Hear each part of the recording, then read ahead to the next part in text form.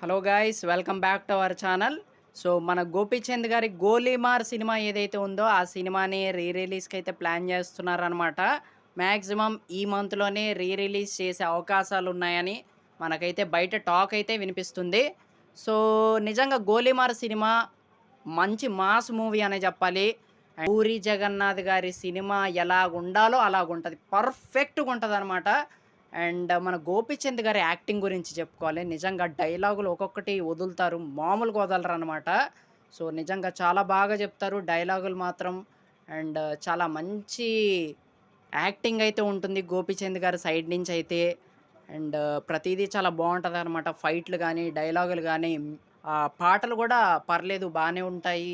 So everything is good అనమాట. మన పూరి జగన్నాథ్ గారి మార్క్ ఏదైతే ఉంటదో, సో అదైతే చాలా క్లియర్‌గా కనపడిద్ది. ఆల్రెడీ మీరు చూసే ఉంటారు. బట్ చెప్తున్నా నేను. సో అదనమాట. సో మంచిగా ఎంజాయ్ చేయొచ్చు ఈ సినిమాకి. సో మంచి సినిమా అనే చెప్పాలి.